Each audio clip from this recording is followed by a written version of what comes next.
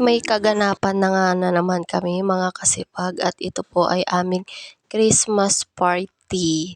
Every year po namin to ginaganap dahil gusto po namin magpasaya ng mga bata at syempre na rin po mga kasipag ang mga parents. Kaya kung masaya ang mga kids, masaya din ang parents syempre. Ayan, tignan nyo naman, napakasaya nila. At ito na nga, si nanay at tatay. Ayan, nagsisweet dance na po sila. Ngayon lang to mga kasipag, kaya sulitin na.